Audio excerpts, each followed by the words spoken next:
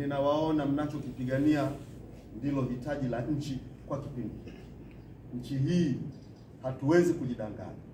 Kwa uzoefu wa chaguzi tulizozipitia, nchi hii na Watanzania wa taifa hili wanahitaji mabadiliko kwenye mifumo ya uchaguzi ili tuwe na chaguzi zinazoaminika. Watanzania wachague watu wanaoamini kutoka katika sanduku la kura.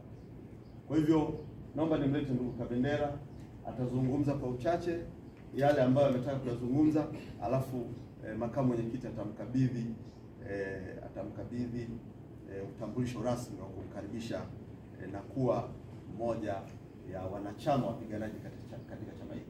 Na katika mazungumzo yake ametuonyesha utayari wa kuyasema. Kwa hiyo hivi punde mtaanza kumuona Eugene Kabendera akiyasema yaliyojaa moyoni mwake ya kwamba nchi inahitaji. Karibu sana Eugene Kabendera. Karibu sana kuzungumza na Tanzania. Asante sana. Ndugu wananchi, wanahabari, marafiki na wadau wote, leo ni siku muhimu katika safari yangu ya kisiasa. Ni siku ya kutafakari, kuhitimisha sura moja na kuanza upya kwa matumaini mapya.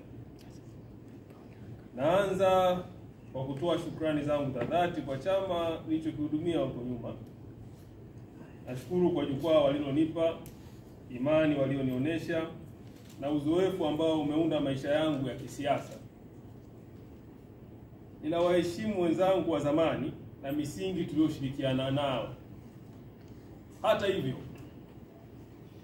uongozi unahitaji uwazi wa maono na ujasiri wa kutenda kwa misingi.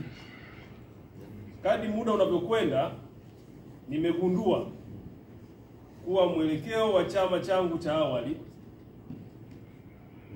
hauendani tena na imani, maono na dhamira nilionayo kwa ajili ya taifa letu na wananchi ninaowapigania.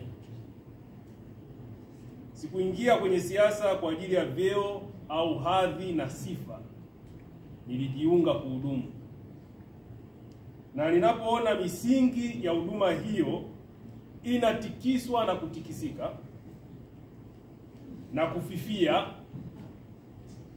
na inapokumbwa na maadili ambayo yanatia mashaka makubwa sana kwa umma na dunia nzima, ni wajibu wangu kuchukua hatua mwafaka. Baada ya mashauriano makubwa na tafakari ya kina, nimeamua kujiunga na Chama cha Demokrasia na Maendeleo, Chadema. Huu ni uamuzi, si uamuzi wa urahisi wala maslahi ya kisiasa.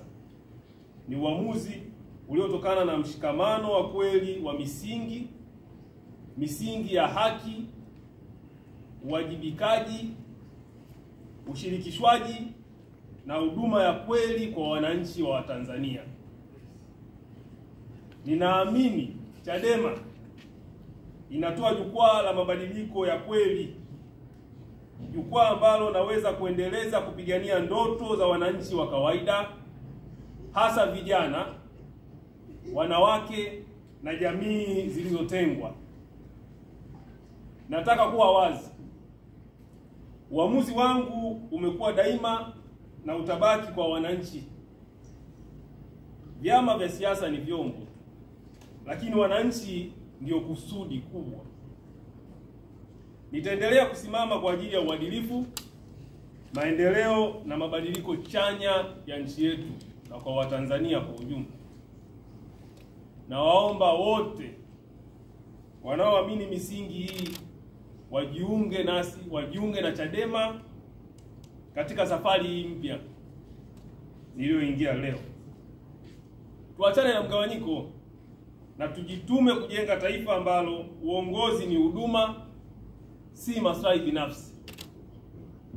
Asanteni sana. Mungu awabariki nyote.